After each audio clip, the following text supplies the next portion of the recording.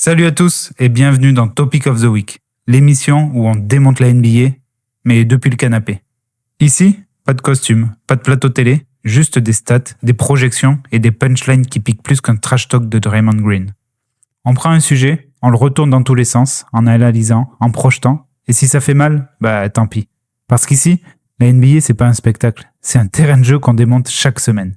Allez, installe-toi bien et mate Topic of the Week. Blooper.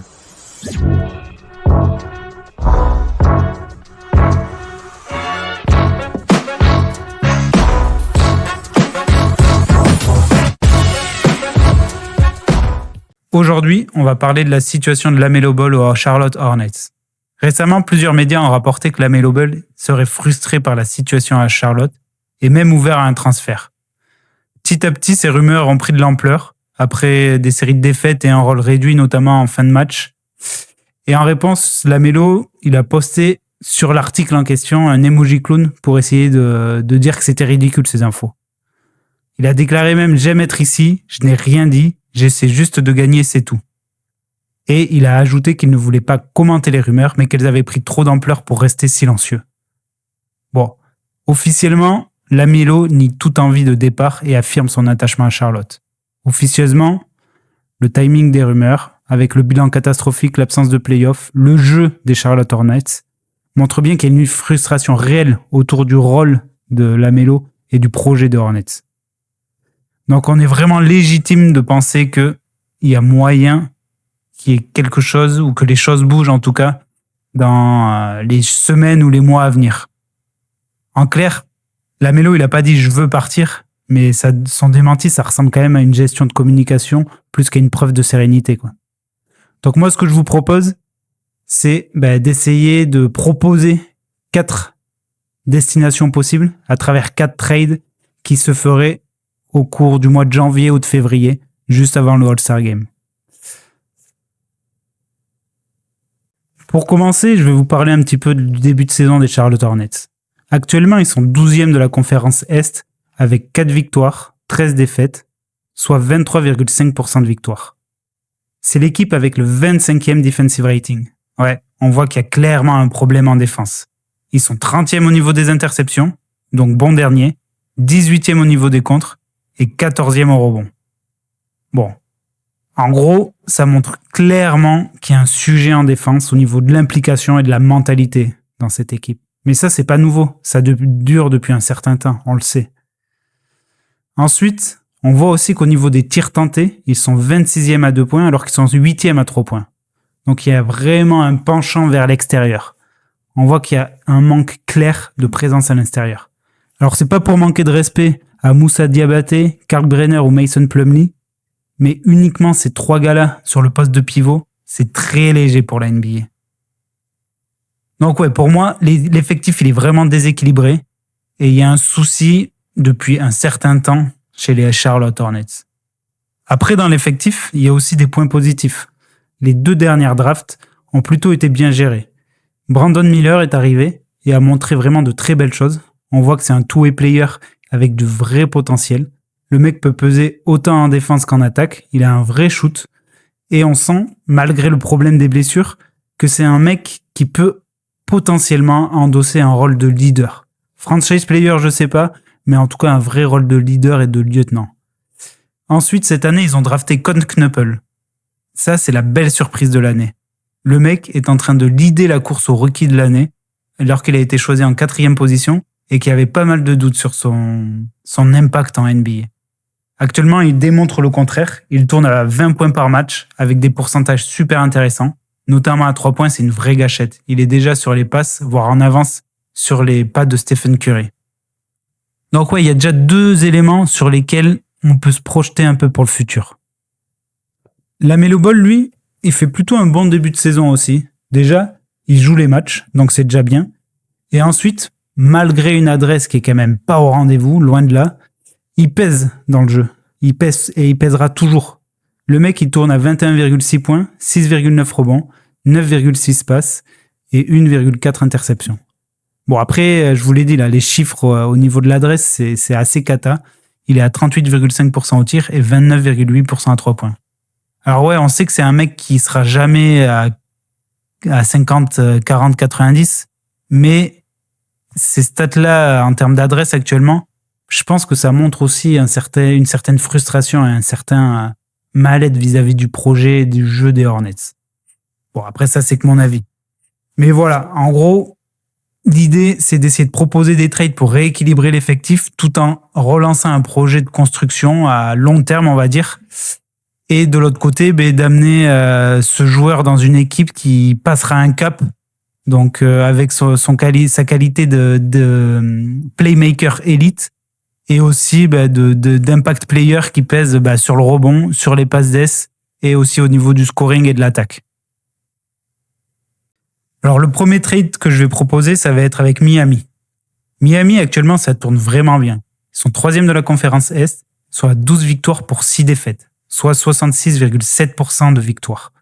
C'est l'équipe avec la plus grosse pace, mais ils ont que le 14e offensive rating. Ça montre qu'il y a un souci au niveau du talent, je pense, des joueurs et du playmaking. En fait, ils ont mis en place un système qui leur permet de jouer très vite, mais c'est pour compenser leur manque de playmaker. Par contre, niveau défense, c'est au top. Miami, on le sait, ça défend dur depuis longtemps. Ils sont la 3e defensive rating.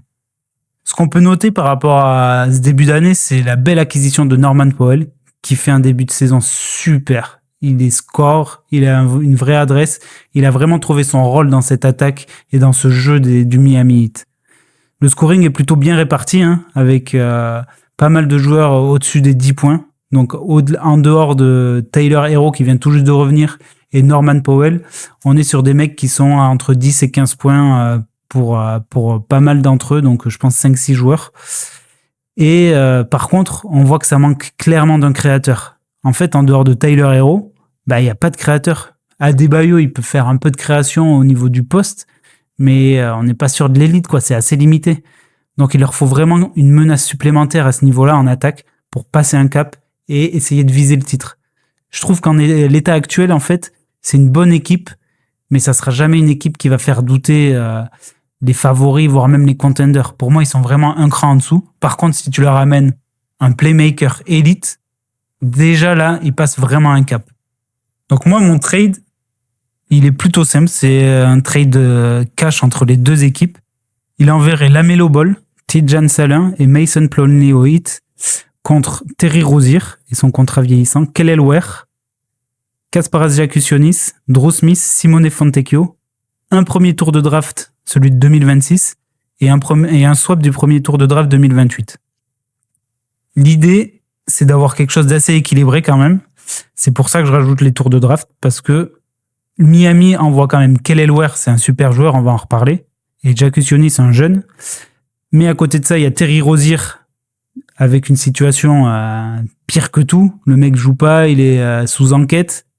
Il a un salaire assez important, 26,6 millions. Donc là, il est là juste pour faire l'équilibre financier, on va dire. Mais juste de l'introduire dans la balance, il faut, quoi qu'il arrive, y associer un tour de draft premier ou au moins un swap. Et ensuite, je rajoute qu'un seul autre tour de draft parce que LaMelo Ball, on le sait, il est quand même sujet aux blessures. Et en plus de ça, on met quand même 2 bons jeunes de premier tour, Kelly Ware et Giacusionis. Donc, l'idée, c'est que on va regarder d'abord côté Charlotte Hornets.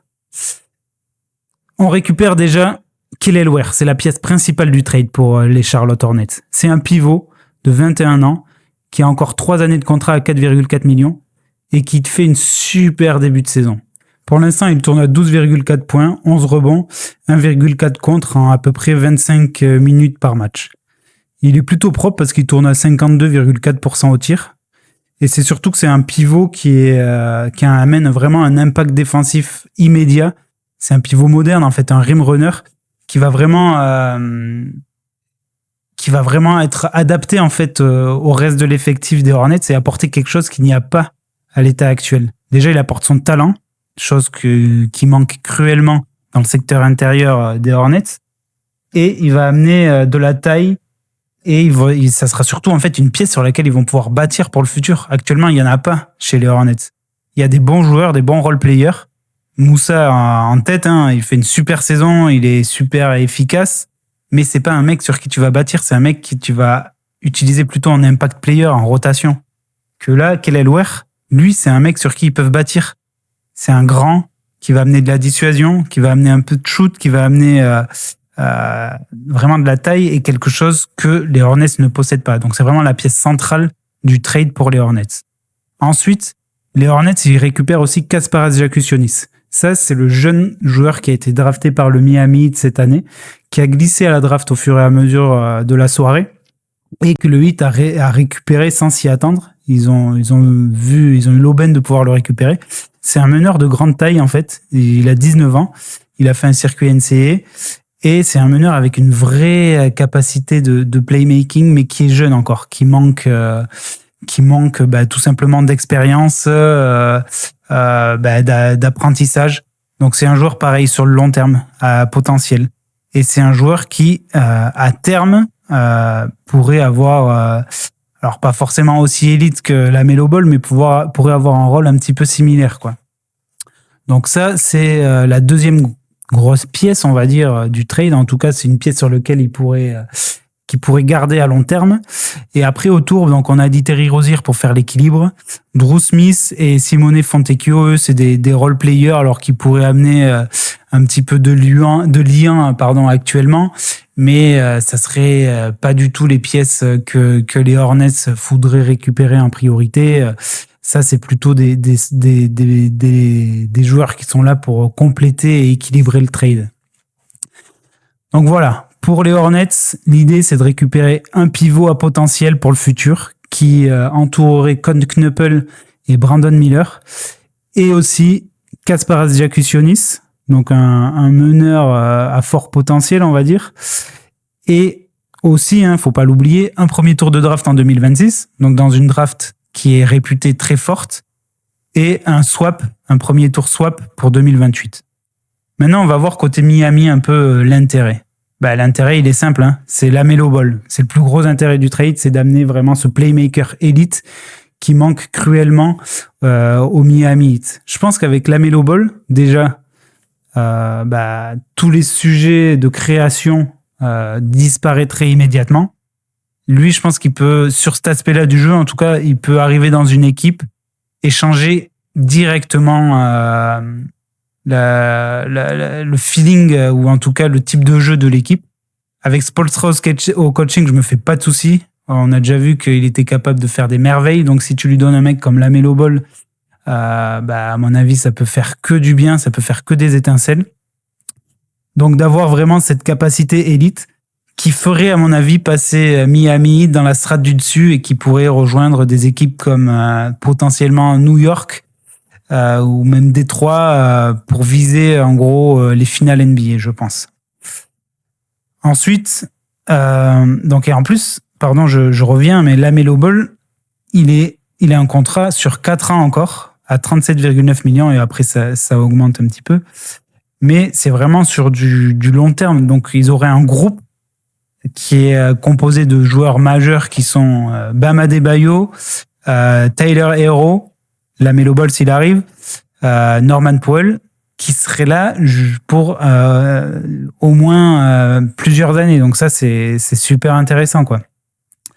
Et du coup, Miami, donc ils auraient LaMelo Ball en créateur numéro 1 et Tyler Herro qui viendrait en créateur numéro 2, qui, je pense, pourrait être encore plus problématique dans ce rôle-là, parce qu'on l'a vu l'an dernier, il a fait une super saison, il a même été All-Star en étant le créateur numéro 1. Mais je pense qu'avec un autre créateur à côté de lui, et s'il passe même lui deuxième créateur, il serait encore plus dangereux. On sait qu'il a une vraie capacité de shoot, une vraie adresse, qui pourrait un peu plus exploiter avec un LaMelo Ball à côté de lui. Donc je pense que ça serait vraiment du gagnant-gagnant, du gagnant en tout cas pour le Miami Heat, sur l'aspect offensif. Il passerait vraiment un palier. Et ensuite, le Heat récupérerait également Tidjane Salin. Donc ça, c'est un ailier fort, un petit Frenchie là, qui a du mal à s'imposer là, aux Hornets. Je pense qu'il a du mal à s'imposer parce qu'il a besoin en fait d'apprendre, de faire des erreurs, d'être confronté à certaines situations pour pouvoir évoluer.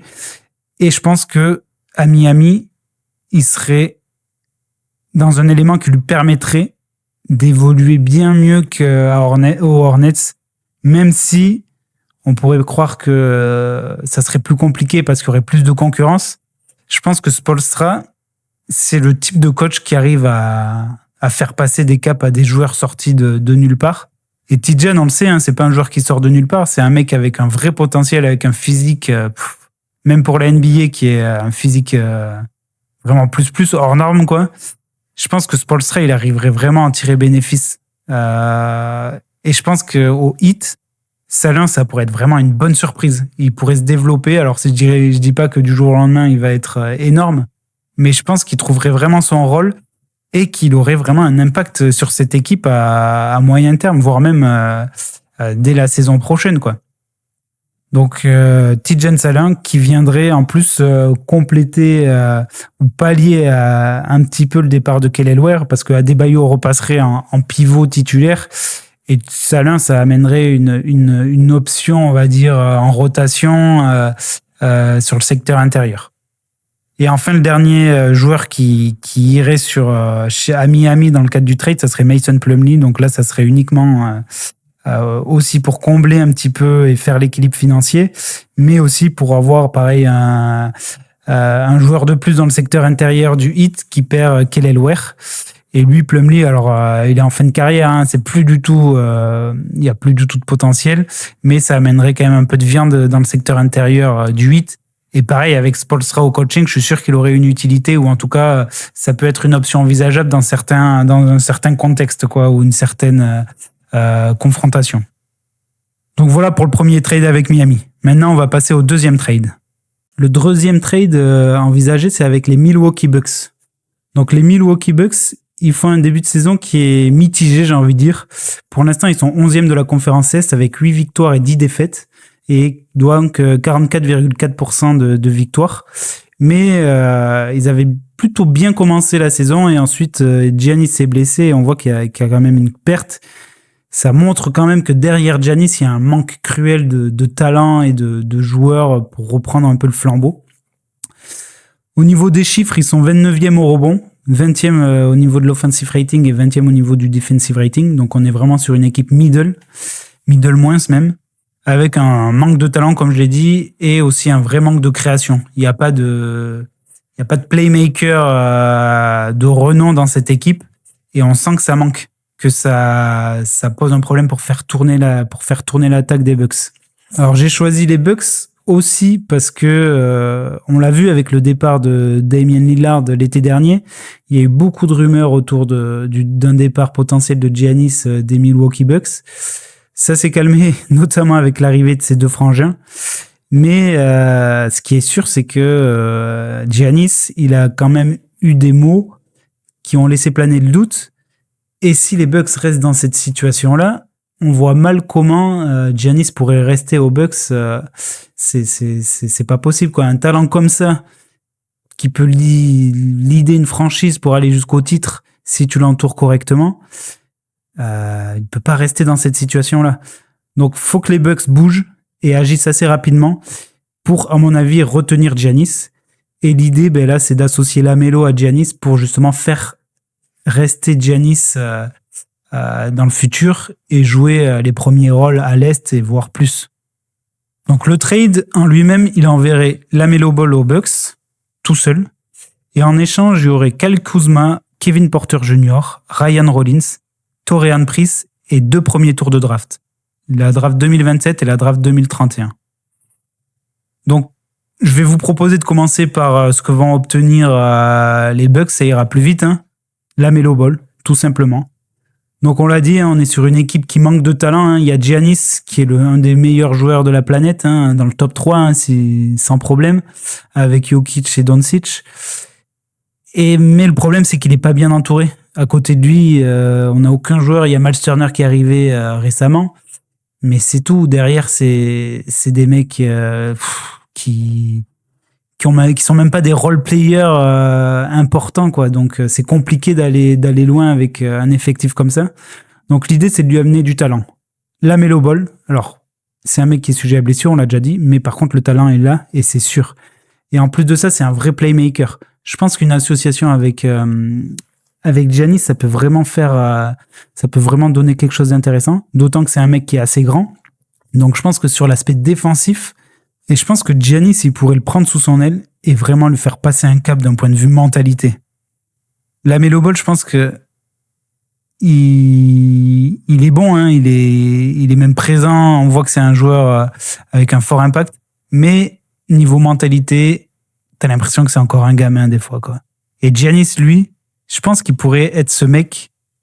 Forcément, t'as Giannis en face, tu le respectes. Et je pense qu'il pourrait être ce mec qui montre l'exemple et qui accompagne LaMelo pour devenir meilleur sur cet aspect-là. Donc pour les Bucks, c'est simple, c'est amener du talent offensif pour redonner une certaine dangerosité aux Bucks, notamment quand Giannis n'est pas là. Je pense qu'un trio LaMelo Ball, Giannis Antetokounmpo, Miles Turner, ça peut faire mal. Des pick and roll entre Giannis et LaMelo, même avec Miles Turner, ça peut donner une triplette très intéressante et qui peut faire du dégât à l'Est. Maintenant, on va regarder un peu ce que récupèrent les Hornets dans le trade. Donc déjà, il y a les 2 premiers tours de draft. Hein. Donc ça, pour le futur, pour une reconstruction, c'est essentiel. Ensuite, on récupère la grosse pièce, on va dire, du trade de point de vue intérêt sportif, c'est Ryan Rollins. Ryan Rollins, c'est un jeune joueur. C'est une super surprise sur le début de saison. C'est un joueur qui sort un peu nulle part. Et cette année, alors c'est un joueur qui a 23 ans et qui tourne cette année à 18,2 points, 6 passes, 4 rebonds, 1,6 interceptions et qui joue quand même 31,6 minutes par match. Donc il y a une vraie confiance qui a été placée en lui du côté des Bucks. Donc les Hornets perdraient LaMelo Ball mais récupéreraient Ryan Rollins pour le futur. Et c'est un joueur, je pense, qui collerait bien avec Con Knuppel et Brandon Miller, qui est un style de jeu un petit peu complémentaire avec pas mal qui est assez athlétique, qui va défendre aussi plutôt pas mal.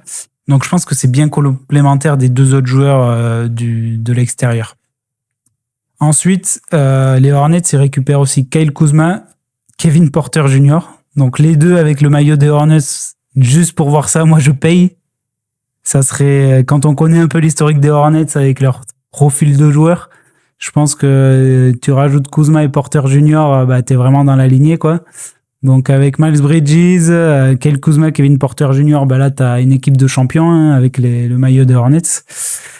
Donc juste pour ça, ça serait cool. Non, vraiment sans rire. Je pense ils sont là principalement pour équilibrer le trade. Hein. Faut rien attendre de particulier d'eux. Alors Kuzma, c'est des mecs qui vont t'apporter du chiffre, des stats, mais c'est pas des mecs sur qui tu vas baser ta reconstruction, loin de là.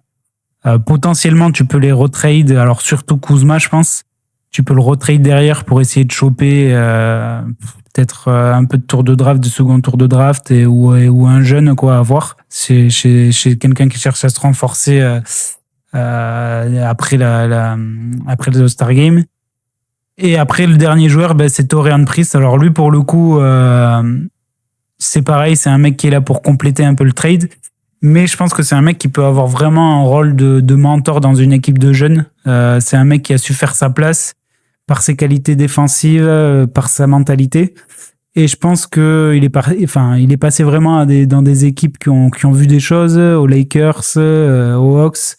Je pense que c'est un joueur qui pourrait vraiment avoir ce rôle de mentor auprès des jeunes, Brandon Miller, et entre autres, pour montrer un peu le chemin pour exister en NBA, pour perdurer en NBA. Donc lui, pour le coup, même s'il n'est pas gardé dans le projet de reconstruction final, on va dire, il aurait vraiment son rôle à court terme pour faire un peu évoluer et passer des caps aux jeunes joueurs. Donc voilà un peu le trade avec les Bucks et les Hornets autour de LaMelo Ball. Maintenant, on va pouvoir passer au 3e trade. Donc on va passer sur la conférence Ouest maintenant. On a fait 2 équipes de la conférence Est, on va faire 2 équipes de la conférence Ouest. Donc 3e trade et première équipe de la conférence Ouest, c'est avec les Minnesota Timberwolves qu'on va regarder. Alors Minnesota, on est là aussi, comme pour Miami, sur une équipe qui joue quelque chose, mais à qui il manque une pièce, et notamment un créateur, un playmaker, pour passer un cap. Cette année, ils sont à 10 victoires et 7 défaites, donc en gros un peu moins de 60% de victoires, et ils sont 7e de la conférence Ouest.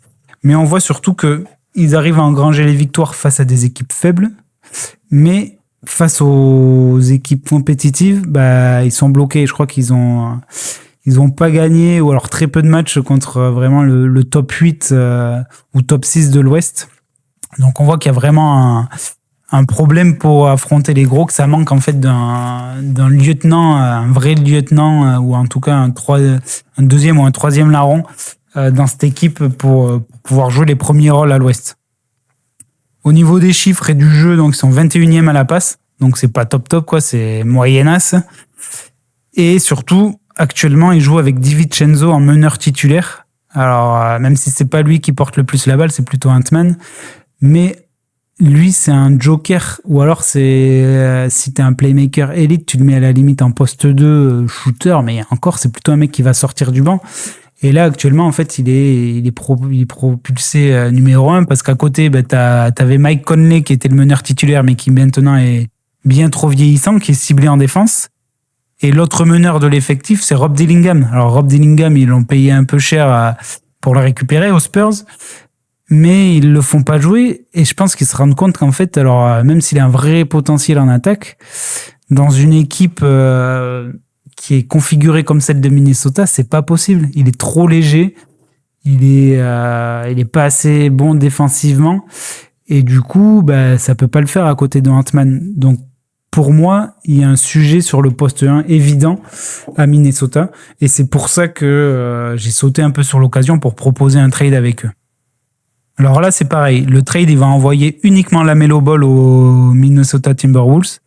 Et en échange, les Hornets, ils vont récupérer Naz Reid, Mike Conley, Rob Dillingham, un premier tour de draft 2028 en swap, un premier tour de draft 2030 en swap et un premier tour 2032 en swap. Et 2 deuxièmes tours de draft 2026. Celui des Timberwolves et celui normalement de Denver. Donc là, pareil, je vais commencer par ce que récupère Minnesota, donc à savoir LaMelo Ball uniquement. Comme je vous l'ai dit, il y a un sujet au niveau du poste de meneur à Minnesota. L'idée, c'est de pallier ce manque et d'amener du talent à cette équipe pour passer un palier. Et du coup, c'est LaMelo Ball qui va jouer ce rôle. LaMelo Ball à côté d'Anthony Edwards. Je pense que sur les attaques en termes de backcourt, ça peut faire peur, quoi. C'est Anthony Edwards, on l'a vu, c'est au niveau du shoot, il a vraiment progressé. Donc si tu lui amènes un playmaker digne de ce nom, et LaMelo Ball, c'est pas un playmaker digne de ce nom, c'est un playmaker élite, je pense que ça peut vraiment faire mal en attaque. En défense, à voir. Faudra qu'Anthony Edwards, on sait qu'il en est capable, mais qu'il ait vraiment la mentalité pour défendre de manière constante sur les adversaires et sur les extérieurs adverses, en plus de Jaden McDaniels, parce que LaMelo Ball, on va pas lui demander ça, il va pas falloir lui demander, on sait qu'il peut en être capable, il peut faire les minima, mais il va pas être un défenseur élite, alors qu'Anthony Edwards, il en est vraiment capable. Donc je pense que ça va nécessiter des ajustements, mais que ça peut vraiment faire mal. Et surtout, à côté de ça, en fait, Minnesota, ils perdent Naz Reid. Alors, ouais, il apporte en sortie de banc, mais je pense que ça peut vraiment être compensé par Donte DiVincenzo, même si on n'est pas sur le même type de poste. En termes d'impact offensif, ça peut apporter, il peut vraiment compenser un peu le départ de Naz Reid. Mike Conley, son impact, il est quasi nul actuellement. On va dire qu'il y a un impact dans le vestiaire qui est important, certes, mais sur le terrain, il n'y a pas vraiment d'impact. Et Rob Dillingham, actuellement, c'est pareil, il joue quasiment pas. Donc son impact, il est quasiment nul. Donc en fait, c'est sur le plan sportif, ou en tout cas terrain, c'est vraiment le départ de Naz Reid contre LaMelo Ball. Et là, il y a vraiment une plus-value, je trouve. Après, dans le futur, effectivement, ils perdent des tours de draft. Alors, ils les perdent pas vraiment parce que c'est des swaps. Ils peuvent plus trop transférer de tours de draft, Minnesota. Mais du coup, ils auront pas les positions très intéressantes à la draft, a priori. Mais ça permet quand même d'avoir un intérêt pour Charlotte. Mais comme je le disais, en fait, perdre Naz Reid pour récupérer LaMelo Ball, c'est super intéressant. Et puis Minnesota, on le sait, eux, ils veulent jouer le titre maintenant. Ils veulent pas, ils sont loin d'être en reconstruction. Donc, balancer les tours de draft, même si c'est pour plus tard, je le répète, c'est des swaps, c'est pas catastrophique. Voilà. Donc, ensuite, maintenant, on va voir un peu ce que récupère Charlotte, pour le coup, on l'a dit, Nasrid, on a vu, on l'a évoqué au début, Charlotte, ça manque de présence intérieure. Nasrid, hop, il arrive et il pourrait être titulaire. Il n'a pas encore été titulaire, il a été meilleur 6e homme. Je pense qu'il peut passer un cap et vraiment exploser. Alors, il sera pas forcément All-Star. Enfin, moi, j'ai du mal à le voir All-Star, mais je le vois bien tourner en plus de 20 points, 10 rebonds, en double-double quasi systématique dans une équipe où il est titulaire, où il a des responsabilités et du temps de jeu. Ça sera pas forcément idéal à côté de Miles Bridges, ça c'est sûr. Faudra peut-être l'associer avec quelqu'un d'autre, enfin à voir, hein, mais ça c'est des choses qui pourront être faites par la suite. Mais c'est un joueur qui aura un vrai impact et qui va amener une densité physique et surtout offensive au niveau des Charlotte Hornets, indéniable dans le secteur intérieur. Ensuite, il récupère Mike Conley. Donc ça sera pour encadrer les jeunes, vu qu'on est sur un effectif très jeune au niveau des Charlotte Hornets. Un vétéran comme lui qui a un vrai bagage, ça pourra que faire du bien. Et ensuite, il récupère Rob Dillingham au niveau de poste de meneur, qui aura plus de chances d'évoluer, plus de temps de jeu, et qui pourra montrer un petit peu plus de choses, faire monter sa cote aussi, hein, parce que si jamais Rob Dillingham ça le fait pas avec Con Knuppel et Brandon Miller, on sait jamais, hein, ça peut être super comme ça peut être nul à chier. Et Rob Dillingham, au moins je pense qu'avec du temps de jeu, il pourra augmenter un petit peu sa cote et pouvoir être tradé plus tard pour récupérer quelque chose de plus complémentaire de l'effectif. Mais en soi, ça nous permet de récupérer déjà un meneur à potentiel, avec des limites certes, mais à potentiel. Si tu combles ces failles, ça peut être un joueur super intéressant, Rob Dillingham. Et en plus de ça, tu récupères un vétéran pour une année qui va encadrer, donner de l'expérience notamment à Rob Dillingham. Et Nasrid, un pivot, voire poste 4, qui te permet d'amener vraiment de la présence et de l'impact au niveau du secteur intérieur. Donc pour moi, c'est un trade qui est également un peu win-win. Pour les Hornets, c'est un win à long terme, et pour les Wolves, c'est un win plutôt à court terme. Donc voilà, ça c'était le trade avec Minnesota, et maintenant on va passer au dernier trade, donc le deuxième trade de l'Ouest. Le dernier trade, c'est avec les Memphis Grizzlies, et ça va être un trade sec. Alors, les Grizzlies, ils sont sur un début de saison très compliqué, pour plusieurs raisons qui sont essentiellement extra-sportives avec Ja Morant. Actuellement, ils sont sur 6 victoires, 12 défaites, et ils tournent à 33,3% de victoires, en gros. Et ils sont 10e de la conférence Ouest. On sent qu'ils sont entre deux, ils sont sur un cas de figure où soit ils récupèrent un fort joueur pour se relancer et rejouer un peu les rôles, les premiers rôles ou les seconds rôles à l'Ouest, soit ils partent en reconstruction complète. Ce qui est important de voir, c'est qu'ils ont le 25e offensive rating, qui est un vrai manque de réussite au tir et de playmaking, hein, parce qu'ils ont des joueurs qui peuvent mettre des tirs, mais ils n'ont pas de playmaker pour les mettre dans de bonnes situations. Et en fait, ils ont Ja Morant, mais Ja Morant, on le sait, depuis un certain temps, il se plaît plus à Memphis, il joue plus, en fait, il est complètement déconnecté, donc il faut qu'il bouge. Et moi, l'idée de ce trade, c'est d'intervertir en gros LaMelo Ball et Ja Morant. Donc LaMelo Ball, je pense que s'il arrive aux Grizzlies, pareil, je l'ai dit tout à l'heure, je pense que c'est un joueur qui peut directement, avec un effectif autour de lui, très vite prouver son rôle, impacter l'équipe. Et je pense que, alors, ça sera différent de Ja Morant. Il a un style de jeu qui est un peu différent, hein, même si c'est deux joueurs qui portent beaucoup le ballon. Ce qu'ils font, c'est un petit peu différent. Il est pas aussi incisif, il est plus dans le shoot, il est plus dans la passe, dans la création. Et je pense qu'il aura un effectif aux Grizzlies qu'il peut le mettre plus en valeur que ce qu'il n'était aux Hornets, avec de vrais forts joueurs à côté, notamment un fort intérieur avec Jaren Jackson Jr. Les Grizzlies, on sait, ils ont un effectif qui peut défendre dur, qui peut être âpre, qui peut un peu masquer les faiblesses de LaMelo Ball. Et c'est pour ça que je trouvais ça super intéressant pour les Grizzlies, parce qu'en fait, ils se débarrassent uniquement de Ja Morant, qui actuellement, en fait, est en train de descendre complètement, et sa cote, en fait, c'est pareil, hein, sa cote, elle baisse au fur et à mesure que les jours passent. Donc, pour moi, c'est obligatoire. Il faut qu'il le transfère le plus rapidement possible. Et du coup, pour récupérer la Melo Ball en échange, pour moi, c'est une super opportunité. Parce que ça change pas complètement ton effectif, mais tu retrouves en fait un niveau de jeu décent et qui peut te permettre, parce que la Melo Ball, c'est pareil, il a 24 ans, il est pas vieux, de construire quelque chose à moyen terme. De l'autre côté, les Hornets, ils récupéraient Ja Morant. Ja Morant, maintenant, il a une image très négative actuellement, hein, parce que en fait, on voit, il joue plus. C'est volontaire, quoi. C'est pas son niveau de jeu. Je pense que c'est vraiment qu'il en a marre, il a pas envie. Il a des soucis perso ou en tout cas mentaux, on va dire. Et du coup, je pense qu'il faut qu'il change de franchise. Faut tourner la page rapidement, faut tout changer de coach. Alors les Hornets, pour se restabiliser, c'est pas forcément la meilleure destination, mais au moins il aurait cette chance-là.